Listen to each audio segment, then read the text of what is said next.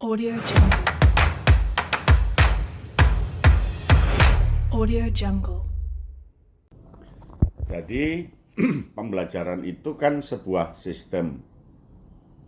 Karena dia sebuah sistem dan dia bekerja sesuai dengan komponen-komponennya, dan dalam pembelajaran itu pasti punya komponen-komponen yang berpengaruh.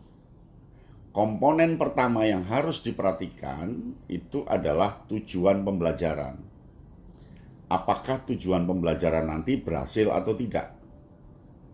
Ya, apakah tujuan nanti sempurna atau tidak? Apakah tujuan nanti memandaikan murid apa enggak?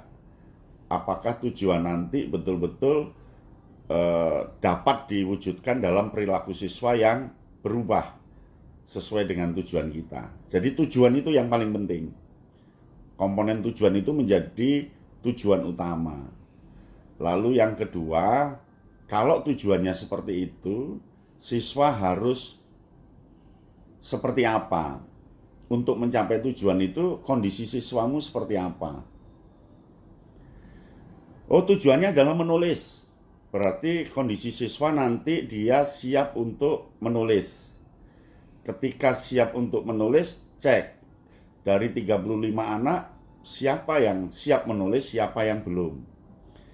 Seberapa besar dia menguasai kosakata, seberapa besar dia terbiasa menulis, seberapa besar dia untuk mencoba mengenali sebuah tulisan. Jadi ada analisis kondisi siswa.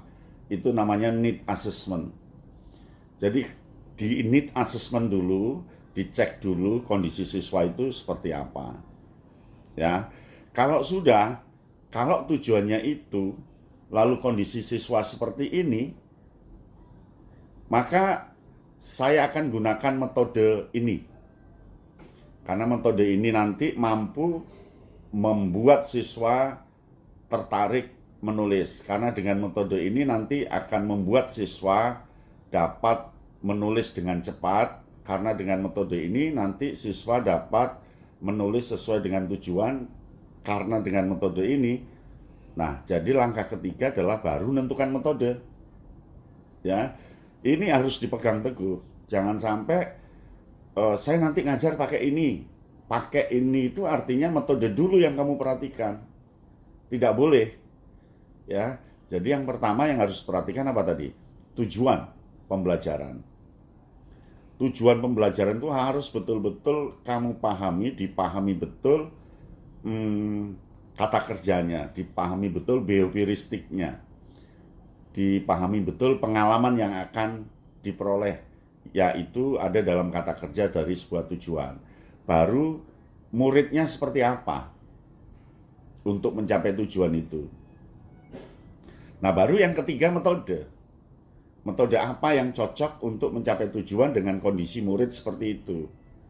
Nah, kalau sudah metode pas, tentu ada metode yang nanti dikurangi, ditambahi, diolah bentuk lain karena disesuaikan dengan tujuan dan siswa tadi. Metode yang ada di tulisan-tulisan, metode yang ada di referensi, bisa jadi urutannya akan Anda perlama yang bagian mana, diperdalam bagian mana, dihilangkan bagian mana. Begitu. Jadi Anda nanti masuk ke bagaimana sebagai subjek guru yang mampu mempertahankan metode itu, tapi tidak akan sama dengan referensi. Mungkin saya di nomor 1 akan saya percepat, cukup 5 menit karena kondisi siswa saya sudah begini. Tapi di urutan kedua akan saya perlambat, akan saya perdalam, akan saya perlebar karena kondisi murid saya begini, karena tujuannya begini. Jadi nanti di tingkat gunakan metode, gunakan caramu. Ya, jadi Anda nanti nggak usah bingung ketika ngajar apakah ini sesuai dengan teori apa nggak usah.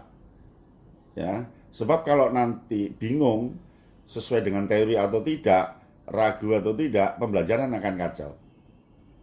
Ya, sehingga nanti guru perlu treatment, menguji coba, melatih diri penggunaan metode itu. Metode itu kan intinya adalah prosedur, urut-urutan. Langkah pertama apa, kedua apa, ketiga apa, keempat apa. Nah, apa-apa itu kan juga akan dilakoni, dilalui, diikuti murid. Ya kan? Nah, sehingga ketika menerapkan langkah-langkah tadi, guru harus sudah memikirkan kalau langkah 1 tujuan ini sudah mulai tercapai apa enggak. Kalau langkah 2 siswa itu nanti seperti apa, kira-kira tujuannya kira-kira sedikit tercapai apa enggak. Jadi mulai berpikir ke sana. Baru yang keempat itu adalah media. Kalau sudah ditentukan tujuannya seperti ini, kalau sudah ditentukan muridnya, sudah murid saya di daerah saya yang tiap hari saya temui kondisinya seperti itu, dan metodenya sudah saya tentukan seperti itu, nanti komponen 3 akan saya percepat, komponen 4 akan saya perlambat dengan perdalam, maka media yang cocok adalah untuk langkah pertama saya gunakan media gerakan tangan, langkah kedua umpamanya saya akan menggunakan bola, langkah ketiga saya akan gunakan begitu. Jadi media itu tidak satu, bisa bergantung pada segmennya, begitu. Ya, jadi jangan terpancang dengan media modern video, media modern PPT, media, jangan. Terpancangnya adalah tujuan tadi, terpancangnya adalah siswa tadi, terpancangnya metode, baru medianya tiap tahapan bisa jadi beda media. Oh, tahap pertama saya medianya akan teka-teki. Oh, tahap pertama medianya saya akan bursa kata. Saya akan pancing anak supaya mengungkapkan kata yang paling banyak menurut dia. Ya kan? Berarti kan di situ ada kartu kata.